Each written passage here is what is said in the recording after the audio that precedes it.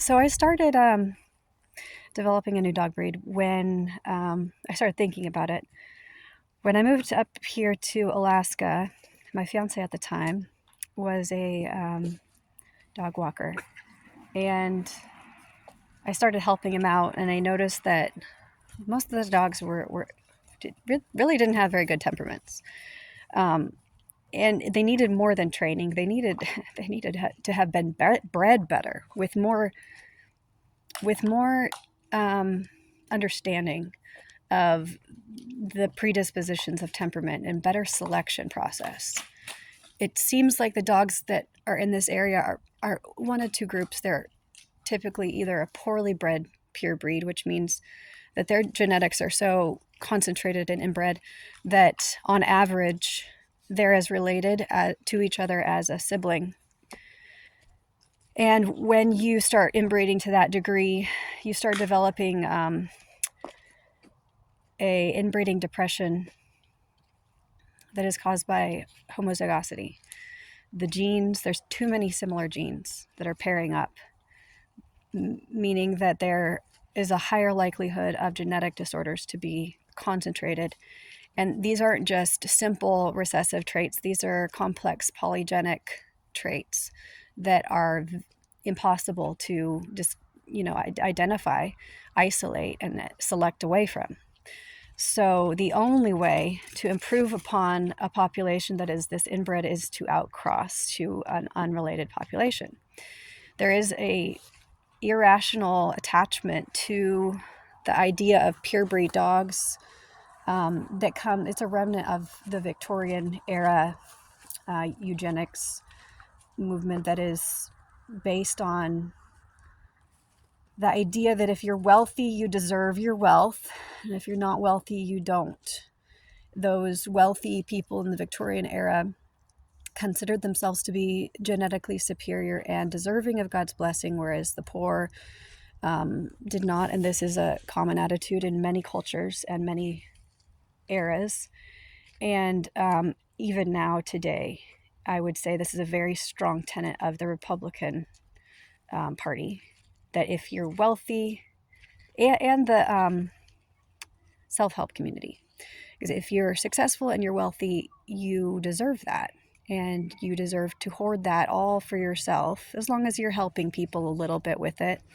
As long as you have your token projects that you're sacrificing for. But ultimately, as long as you're doing that, then you can live as comfortably as you want to while others are living in abject poverty, starving to death. That's not your problem. That is the tenet of materialistic, self-centered ideologies that justify selfishness. And everything kind of ties back to that. And I saw that there was a great need for carefully selecting traits in a genetically diverse population of dogs. And I started putting my ideas out there, and I was just shocked by the negative reaction out there. It's just a huge bias, huge ignorance. And even among those who are consciously and carefully producing mixed companion breed dogs, they are not really open to the idea of real genetic diversity. They want to combine, just a few dog breeds, because consistency is more highly valued than consistency and predictability is more highly valued than genetic diversity. And I understand that there is a trade-off when you have inconsistency from a large variety of breeds. You do have more variability, less predictability, and you're producing dogs that aren't necessarily according to your goals.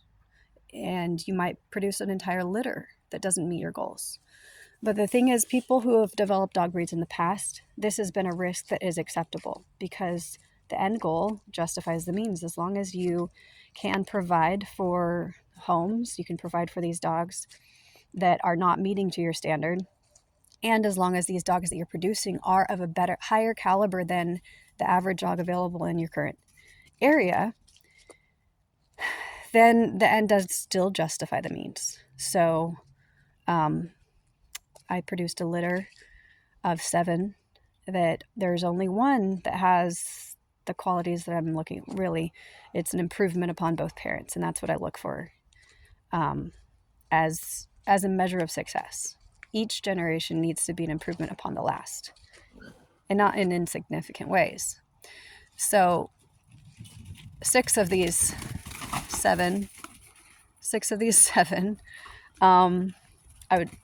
I'd say are not, they don't have what it takes to pass on their genetics. So I found homes for 4 of them. But I still have 2, along with my keeper. And, I'm committed to taking care of them for as long as I can. But it's definitely concerning if... Hey, gentle. Solstice. They like playing.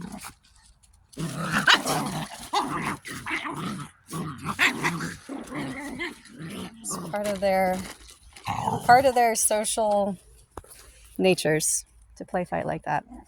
But I have found that the healthier they are, the less they do that. And so that's another thing is I look at it as a measure of their environmental optimization, is how peaceful they are and how unconcerned they are with hoarding resources or enforcing a rigid hierarchy. Anyway, so I kind of developed my own dog training skills, and so that I could help my fiance with the business. And I studied these dogs in packs. I studied how some dogs would adjust very quickly to a pack environment. Some dogs were antisocial, and they were very selective who they liked, and they were very similar to humans in their personality. And I learned to categorize behaviors into personality types, and how these corresponded to different breed groupings. And sorry if that's distracting. I'm gonna go over here. And so, I learned like golden retrievers and spaniels and Labrador retrievers all have a very similar personality profile, which is good. They stopped. They're very optimistic. They have high serotonin. Lilo, hold on. See, they're gonna fall on me. The optimism helps them to be very open to new experiences, new people, new dogs, new places, and they're very resilient. Even if something bad happens to them, they recover quickly. It's in their nature, and it helps them to be very easy pets. But they have certain weaknesses, and that is they're not very smart, and they're slow to learn. They're slow to pick up on social cues because they're so optimistic. They lack social intelligence. And so you can have a golden retriever who gets attacked by a dog, and they'll keep going back to the same dog trying to make friends stubbornly. That is a fatal weakness that you have to really work hard to protect them from themselves. Solstice? No. And so that's just one example. Then you have dogs that are suspicious of other dogs. They're very trusting of humans because they've been selectively bred to work closely with humans, but they've not been selectively bred to get along with dogs. And so they are very difficult to operate in society because you have to worry about, you can't take them to a dog park to exercise. You can't take them off leash because they might, attack another dog. Some dog might come too close to them. They can be very reactive. Sometimes even just walking them on a leash is very challenging because their reactivity is so overdeveloped because maybe they weren't socialized at a young age or they had negative experiences. So pessimistic dogs are much more common. low serotonin and low oxytocin. And then you have most dogs were developed to have a drive and have a job to do. They're very high dopamine.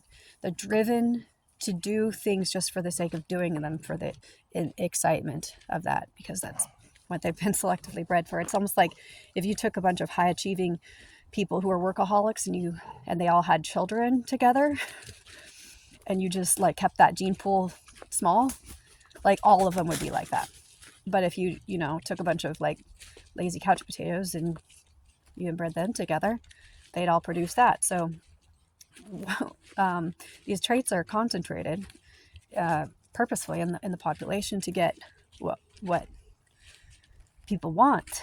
But breeders have kind of lost their intelligence as far as developing a well-rounded dog, a dog that has more positive traits than negative traits, and not just a few. Not a narrow focus, but a very wide focus. So I started writing down the traits that I liked in dogs, and I noticed that you hardly ever find all of these traits in any dog. It's incredibly rare. And, the ones that you typically find, they're already neutered because they're mixes that were, they got nabbed by the foster or rescue community, which they will neuter or spay at very, very young ages. I gotta make sure they're not barking at neighbors. Meow dogs! Woo, woo, woo,